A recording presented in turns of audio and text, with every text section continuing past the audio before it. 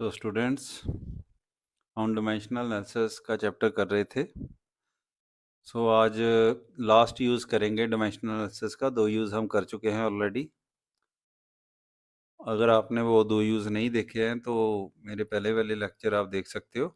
आज हम third use इसका डायमेंशनल एनालिसिस का करेंगे। तो वो क्या है कि to change a physical quantity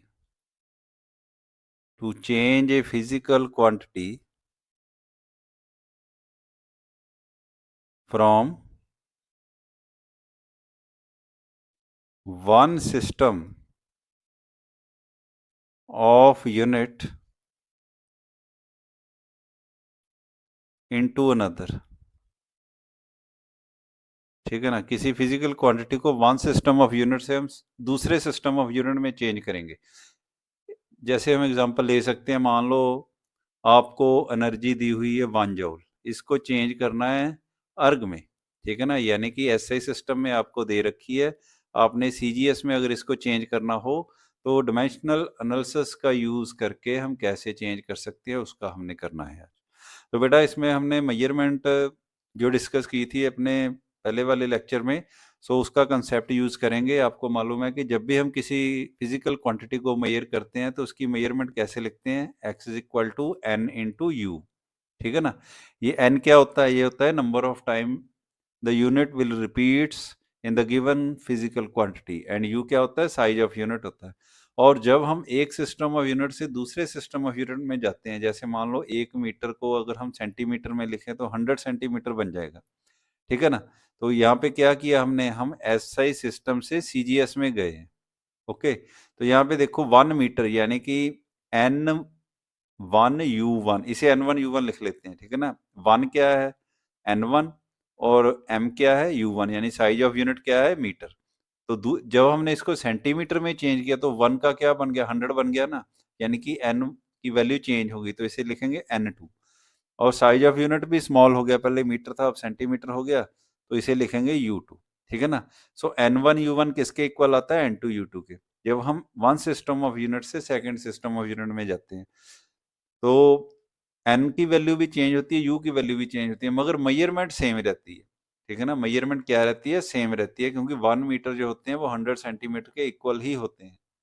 ठीक है ना, 1 का 100 बन गया, मीटर का सेंटीमीटर बन गया, चाहे बन गया, मगर मेजरमेंट क्या रहती है, सेम रहती है। उसे किस इक्वेशन से हम रिप्रेजेंट करते हैं, N1U1 is equal to N2U2। इस इक्वेशन से बेटा हम इसे रिप्रेजेंट करते हैं। अब जैसे देखो, आपको मान लो क्वेश्चन आ जाता है कि आपने 1 जूल को चेंज करना है अर्ग में। ठीक है ना, जूल क्या होते हैं, एनर्जी के यूनिट होते हैं। ठीक है ना, और अर्ग भी क्या होते हैं, ये भी एनर्जी के यूनिट होते हैं, मगर फर्क क्या है, जूल जो है वो एसआई सिस्टम में है और अर्ग जो है वो किस में है, सीजीएस सिस्टम में। यानी कि एसआई से हमने एनर्जी को सीजीएस सिस्टम में चेंज करना है। ठीक है, 1 जूल आपको दिया हुआ है, यानी कि N1U1 से इसको कंपेयर करो। N1 की वैल्यू यहाँ पे कितनी दी हुई है, इस केस में वो दी हुई है 1, और U1 की वैल्यू कितनी दी हुई है। ठीक है ना, U1 की वैल्यू कितनी दी हुई है, वो आपको दी हुई है, जूल दी हुई है। ओके, और आगे देखो N2 हमें नहीं मालूम, अर्ग मालूम है। ठीक है ना, तो यानी कि N2U2 से इसे कंपेयर करो। N2 की वैल्यू हमें मालूम नहीं है यहाँ पे, मगर U2 हमें मालूम है किसके इक्वल है, अर्ग के इक्वल है। हमें N2 की वैल्यू चाहिए। ठीक है ना, इस इक्वेशन को देखो, अब N2 की वैल्यू किसके इक्वल आएगी, ये आएगी N1 into U1 over U2। ये U1 क्या है, साइज ऑफ यूनिट, U2 क्या है, साइज ऑफ यूनिट। और यूनिट जो है वो हम कहाँ से लिख सकते हैं, वो हम लिख सकते हैं बेटा डायमेंशनल फार्मूला से। जैसे मैं आपको एग्जांपल देता हूं, जैसे मान लो आपके पास वेलोसिटी का डायमेंशनल फार्मूला है, क्या फार्मूला है, LT-1। ठीक है ना, यही होता है डायमेंशनल फार्मूला। अगर आपने इसके एसआई सिस्टम में यूनिट लिखने हैं तो लेंथ को किस में मेजर करते हैं, मीटर में, और टाइम को किस में मेजर करते हैं, सेकंड में। ये बन गया मीटर पर सेकंड, यही यूनिट होते हैं वेलोसिटी के। डायमेंशनल फार्मूला जो है वो हमें क्या बताता है, यूनिट बताता है, इसलिए यूनिट की जगह हम उसका डायमेंशनल फार्मूला भी लिख सकते हैं। मान लो ये जो फिजिकल क्वांटिटी है, कौन सी फिजिकल क्वांटिटी है, ये जैसे देखो यहाँ पे एनर्जी हमने ले रखी है। अगर एनर्जी की जगह कोई हम जर्नल फिजिकल क्वांटिटी ले लें, जर्नल जनरल का क्या मतलब है, कोई भी हो सकती है, ठीक है। चलो यही ले लेते हैं, ज्यादा कॉम्प्लिकेटेड क्वेश्चन को क्यों करना है, एनर्जी को ही ले लो। सो एनर्जी का डायमेंशनल फार्मूला क्या होता है, एनर्जी का डायमेंशनल फार्मूला क्या होता है, फोर्स इंटू डिस्टेंस, यानी ml/t-2 ये होगा, ठीक है ना, ml/t-2। तो यहाँ पे हम एनर्जी का डायमेंशनल फार्मूला लिखेंगे, ठीक है।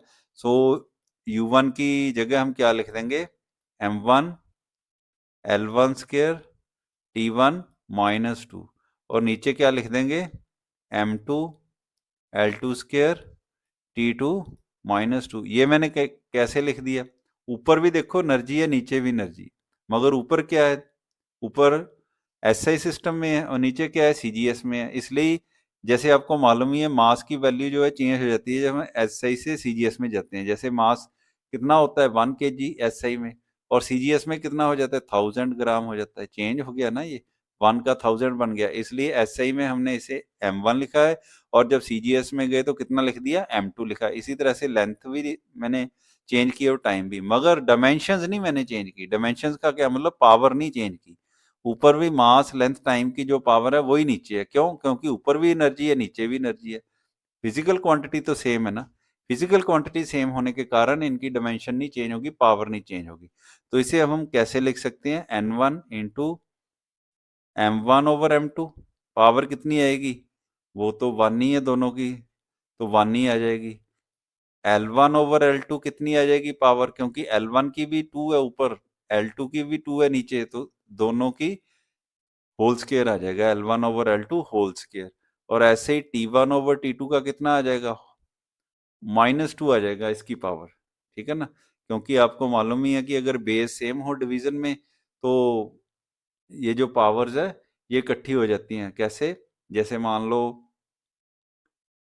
x की पावर -a है, या a मान लो, x की पावर a है, ठीक है ना, और नीचे y की पावर भी a है। अब यहाँ पे देखो पावर अगर सेम हो तो हम क्या लिख सकते हैं, x/y⁻π, सारे की पा कितनी लिख सकते हैं, सारे की पावर a लिख सकते हैं, ठीक है ना।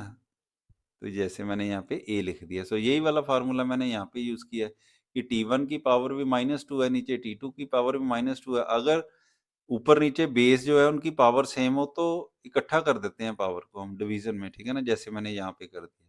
तो ये बन गया हमारा फाइनल रिजल्ट, ठीक है। तो यहाँ पे अब हम क्या करेंगे, देखो n1 की वैल्यू कितनी दी थी, यहाँ पे देखो n1 की वैल्यू कितनी दी थी, ये देखो n1 की वैल्यू कितनी दी हुई है, 1 दी हुई है। ये n1 की वैल्यू 1 दी है इस केस में, क्योंकि 1 जूल है ना। n1 की वैल्यू कितनी दी है, 1, और n2 की हमने मालूम करनी है। सो n1 की वैल्यू भर दो, यहाँ पे कितनी आ जाएगी, 1 आ जाएगी। m1 यानी ऊपर क्या आ गया, एसआई सिस्टम वाले आ गए, नीचे क्या आ गए, सीजीएस। देखो ऊपर न्यूमिरेटर में क्या आता है, न्यूमिरेटर में आता है कि जिस यूनिट में हमें फिजिकल क्वांटिटी दी हुई है, और डिनोमिनेटर में क्या आता है कि जिसमें हमने चेंज करनी है। तो दी किस में है, एसआई सिस्टम में, और कन्वर्ट किस में करनी है, सीजीएस में। तो एसआई ऊपर एसआई है, नीचे सीजीएस है। एसआई में मास क्या होता है, 1 kg, और सीजीएस में क्या होता है, 1 ग्राम होता है। और पावर कितनी है, 1 है, लिखने की जरूरत नहीं। लेंथ कितनी होती है, 1 मीटर। यहाँ पे लेंथ कितनी होती है, 1 सेंटीमीटर। पावर कितनी आ गई, 2, लिखने की जरूरत नहीं, लिख दिया हमने 2। तो ये यहाँ पे टाइम कितना होता है, टाइम को हम लेते हैं 1 सेकेंड, ठीक है ना। चाहे एसआई सिस्टम में चले जाओ, चाहे सीजीएस में चले जाओ, टाइम कितना लेते हैं, सेकंड लेते हैं। यहाँ पे देखो अब हमने क्या करना है, जूल को अर्ग में चेंज करना है, यानी कि एसआई को सीजीएस में चेंज करना है। सो जो एसआई में है उसको सीजीएस में करना है कन्वर्ट। 1 kg में कितने ग्राम आएंगे, 1000 ग्राम आ जाएंगे। ग्राम को किलोग्राम में नहीं करना, क्योंकि हमने एसआई को सीजीएस में करना है। नीचे तो ग्राम ही रहेगा। ऊपर 1 मीटर का क्या बन जाएगा, 100 सेंटीमीटर। नीचे तो सेंटीमीटर है ही, तो इसका स्क्वायर हो गया। सेकंड के साथ सेकंड कैंसिल हो गया, 1 बचा, ये -2 आ गया। यहाँ पे देखो ग्राम से ग्राम कैंसिल हो गया, सेंटीमीटर से सेंटीमीटर कैंसिल हो, कितना आ गया, यहाँ 1000 आया, और यहाँ पे 100 की पावर 2 है, तो 10,000 आ गया। तो 1 की तो जितनी मर्जी पावर हो, 1 ही आता है। तो हमारे पास क्या आ गया, 10⁻⁷ आ गया, ठीक है ना। ये किसकी वैल्यू आ गई हमारे पास, ये वैल्यू आ गई हमारे पास, n2 की वैल्यू आ गई 10⁻⁷। अब हमें मालूम है कि N1U1 किसके इक्वल होता है, N2U2 के। N1U1 कितना दिया हुआ है, 1 जूल, और U2 कितना दिया हुआ है, अर्ग। अब N2 की वैल्यू पहले हमें मालूम नहीं थी, अब मालूम है, कितनी आ गई, 10⁻7, तो ये बन गया 10⁻7, यानी कि 1 जूल किसके इक्वल आ जाएगा, 10⁻7 अर्ग के बराबर आ जाएगा। तो इस तरह से बेटा हम डायमेंशनल एनालिसिस का यूज करके फिजिकल क्वांटिटी को वन सिस्टम ऑफ यूनिट से अनदर में चेंज कर सकते हैं। अब देखो ये वाला जो मैंने फार्मूला लिखा है यहाँ पे, देखो ये वाला जो मैंने फार्मूला लिखा है, ये वाला, इसे मैं जनरल फार्मूले के तौर पे भी यूज कर सकता हूँ। जनरल फार्मूला कैसे, जैसे यहाँ पे देखो m1/m2 रेज टू पावर कितनी आई, 1 है ना। यहाँ पे देखो मास की पावर 1 है डायमेंशनल फार्मूले में, तो यहाँ पे मैंने 1 लिखी है, ठीक है ना। सो जब हम जनरल फार्मूला लिखेंगे तो यहाँ पर m1/m2 की पावर कितनी लिख देंगे, a लिख देंगे। तो जनरल फार्मूले में क्या आ जाएगा, n2 किसके इक्वल आ जाएगा, n1 m1/m2 raise to power a। इसी तरह से L1/L2 raise to power b, T1/T2 raise to power क्या आ जाएगा, c आ जाएगा। ये जनरल फार्मूला बन जाता है n2 की वैल्यू निकालने के लिए, ठीक है ना। abc क्या है, ये पावर्स होती हैं कि इसकी मास, लेंथ और टाइम की in a given dimensional formula of a physical quantity, ठीक है ना। सो यहाँ पे मास ए की पावर, ए की वैल्यू कितनी है, 1, क्योंकि मास की पावर 1 है। बी की वैल्यू 2 है, सी की वैल्यू -2 है। देखो यहाँ पे हमने यही भर के और ये फार्मूला आंसर निकाल लिया, ठीक है। सो इस तरह से बेटा हम एक फिजिकल क्वांटिटी को दूसरे में चेंज कर सकते हैं। तो एक एग्जांपल और कर लेते हैं। जैसे मान लो आपको क्वेश्चन आ जाता है कि आपने चेंज करना है 1 न्यूटन को डाइन में चेंज करना है, ठीक है ना। तो सबसे पहले क्या पता आपको होना चाहिए, फर्स्ट स्टेप में ये पता होना चाहिए कि ये कौन सी फिजिकल क्वांटिटी है। अब हमें मालूम है न्यूटन किसके यूनिट होते हैं, फोर्स के, यानी कि फोर्स है ये। और सेकंड स्टेप क्या है कि इसकी डायमेंशनल फार्मूला आपको पता होना चाहिए। फोर्स का डायमेंशनल फार्मूला क्या होता है, मास इनटू एक्सेलरेशन, यानी कि mL/t-2 बन जाता है, ठीक है ना। यहाँ से हम ए बी सी की वैल्यू निकाल लेंगे, ठीक है ना। ए बी सी क्या थी कि मास की पावर ए रिप्रेजेंट करती थी, कितनी है, मास की पावर 1 है। लेंथ की पावर बी रिप्रेजेंट करती थी, यहाँ पे लेंथ की पावर कितनी है, 1 है। और टाइम की पावर कितनी रिप्रेजेंट करती थी, सी, और यहाँ पे सी कितना है, -2 है, ठीक है। सो अब हम n2 की वैल्यू निकालेंगे। n2 की वैल्यू किसके इक्वल आ जाएगी, n1, फार्मूला क्या था, m1/m2 पावर a, और आगे क्या था, L1/L2 power b, T1/T2 power c, ठीक है ना। सो n1 की वैल्यू यहाँ पे क्या है, ये देखो, ये n1U1 है इस तरफ, n1U1, और इस तरफ क्या है, n2U2। सो U2 तो हमें मालूम है डाइन है, मगर n2 निकालना है ना यहाँ पे। सो n1 की वैल्यू क्या है, यहाँ पे 1 है, 1 लिख दी मैंने। सो यहाँ पे भी देखो आपने क्या करना है कि n2 की वैल्यू निकालनी है, तो U2 नीचे जाएगा। U2 नीचे जाएगा का मतलब है कि CGS सिस्टम नीचे जाएगा, SI ऊपर रहेगा, क्योंकि एसआई में दी है ना हमें, एसआई ऊपर रहेगा, सीजीएस नीचे रहेगा, यानी ऊपर वाले एसआई सिस्टम में है और नीचे वाले क्या है, सीजीएस में है। सो ऊपर वाले एसआई में है तो मास एसआई में क्या होता है, 1 kg, और सीजीएस में क्या होता है, 1 ग्राम होता है। तो ए की वैल्यू क्या है, 1 है, पावर मैंने 1 लिख दी। लेंथ कितनी होती है, 1 मीटर एसआई में। सीजीएस में कितनी होती है, 1 सेंटीमीटर। पावर कितनी है, बी की वैल्यू क्या है, 1 है, तो 1 लिख दी मैंने। टाइम तो आपको मालूम ही है, सेकंड ही लेते हैं हम, चाहे एसआई में ले लें चाहे सीजीएस में ले लें, ठीक है ना। तो यहाँ पे देखो अब क्या करना है, एसआई को सीजीएस में बदलना, एसआई सिस्टम को। सो 1 kg को ग्राम में बदलेंगे, 1000 ग्राम आ गया, नीचे ग्राम ही है। सो पावर 1 लिखने की जरूरत नहीं है। सो ये 100 सेंटीमीटर बन गया, और नीचे 1 सेंटीमीटर। पावर 1 लिखने की जरूरत नहीं है, सेकंड से सेकंड कट गया, 1 रह गया, पावर -2। तो यहाँ पे देखो ग्राम से ग्राम कैंसिल हो गया, सेंटीमीटर से सेंटीमीटर कैंसिल हो गया। यहाँ पे कितना आ गया, 1000। यहाँ पे कितना आ गया, 100। आगे लिखने की जरूरत नहीं, क्योंकि 1 की जितनी मर्जी पावर हो 1 नहीं होता है, तो 1 लिख देंगे। तो क्या आ गया हमारे पास, ये आ गया 10⁵ आ गया, यानी कि 1 न्यूटन किसके इक्वल होगा, 10⁵ डाइन के इक्वल होगा, ठीक है ना। ये कैसे लिखा मैंने, n1U1 किसके इक्वल होता है, n2U2।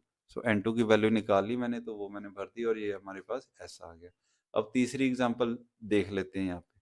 अब मान लो मैंने क्या करना है, हमने करना है, एग्जांपल है हमारे पास कि मान लो मैंने करना है 36 किलोमीटर पर आवर को चेंज करना है मीटर पर सेकंड।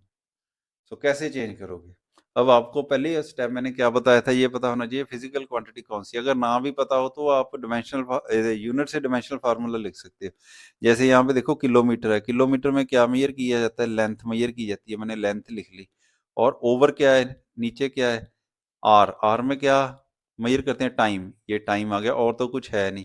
तो इसका डायमेंशनल फार्मूला क्या बन जाएगा? एल टी माइनस वन बन जाएगा, यानी ये वेलोसिटी रिप्रेजेंट कर रहा है। इसका डायमेंशनल फार्मूला ये है। यहाँ पे ए की वैल्यू क्या आ गई? फिर वन आ गई। बी की वैल्यू क्या आ गई? फिर माइनस वन आ गई। ए की वैल्यू नहीं आई, सॉरी बेटा, यहाँ पे बी की आई, क्योंकि मास जीरो है ना। तो ए क्या होता है? मास की पावर होता है। ठीक है, सो मास तो जीरो है, यहाँ पे मैं लिख ही देता हूँ, क्योंकि अगर मास है नहीं तो मास की पावर कितनी होगी? जीरो होगी। एल टी माइनस वन ये आया। सो ए की वैल्यू कितनी आई? यहाँ पे जीरो आई। बी की वैल्यू कितनी आई? वन आई। और सी की वैल्यू कितनी आई? माइनस वन आई। ये हमारे पास आया, ठीक है ना। तो ऐसा हो गया, तो आपको समझ लग गया होगा। अब हमने क्या करना है, यहाँ पे देखो एन वन यू वन, और दूसरी तरफ क्या होता है? N two U two. So N two की वैल्यू हमें मालूम करनी है। सो एन टू किसके इक्वल आएगा? वही वाला फार्मूला लगा देना, N one into M one over M two power A, L one over L two power, sorry, L two power B, और T one over T two power C. तो यहाँ पे देखो एन वन की value कितनी है? ये देखो एन वन कितना दिया हुआ है आपको? ये 36 दिया हुआ है, ये 36 मैंने लिख दिया। एम वन कितना है? अब ये देखो कि हमने इसको इसमें चेंज करना है, ठीक है ना। यानी कि एन टू की वैल्यू निकालनी है, तो मीटर पर सेकंड कहाँ आएगा? नीचे आएगा। यानी ऊपर वाला जो होगा वो किलोमीटर पर आवर में होगा, और नीचे वाला क्या होगा? मीटर पर सेकंड में। सो मास की पावर, तो मास तो ऐसे ही लिख लेते हैं, क्योंकि मास तो दिया ही नहीं है। पावर कितनी है इसकी? जीरो है। किसी की पावर भी जीरो हो, चाहे मास की जितनी मर्जी वैल्यू हो, वन आ जाती है, ठीक है ना। नंबर जितना मर्जी बड़ा हो, अगर उसकी पावर जीरो है तो वो किसके इक्वल होता है? वन के इक्वल होता है, आपको मालूम ही है। और मास दिया भी नहीं है, इसलिए इसे ऐसे ले लेते हैं। और लेंथ क्या आएगी? ऊपर क्या लिखूंगा मैं? अब ये देखो, अगर आपने यहाँ पे एन टू की वैल्यू निकालनी है तो मीटर पर सेकंड नीचे ले जाना पड़ेगा, यानी कि ऊपर किलोमीटर वाला आ जाएगा, नीचे मीटर पर सेकंड। यानी लेंथ ऊपर किलोमीटर लिखेंगे, 1 किलोमीटर, और नीचे क्या लिखेंगे? 1 मीटर लिखेंगे। और पावर क्या आ जाएगी? यहाँ पे देखो बी की वैल्यू क्या है? वन है, तो यहाँ पे वन लिख दूंगा। टाइम क्या आएगा? देखो किलोमीटर पर आवर ऊपर है ना, यानी कि आर, ये वाला जो है ये ऊपर है, ठीक है। तो क्या आ जाएगा यहाँ पे?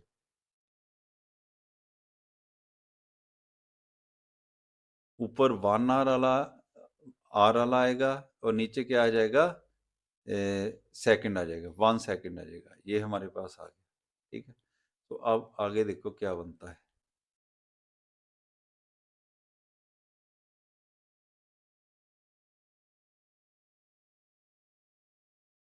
और इसकी पावर देखो बेटा कितनी है? सी की वैल्यू कितनी है? -1 है। तो इसकी पावर भी डालनी है आपने। तो अगर तो वन होती तो मैं नहीं डालता, अब -1 है तो डालनी पड़ेगी। अब आगे देखो क्या होगा, ठीक है। सिंपल इसको सॉल्व करना है। सो मैंने बोला था आपको कि अगर किसी नंबर की पावर जीरो हो तो उसकी वैल्यू क्या होती है? वन होती है, नंबर चाहे जो मर्जी हो।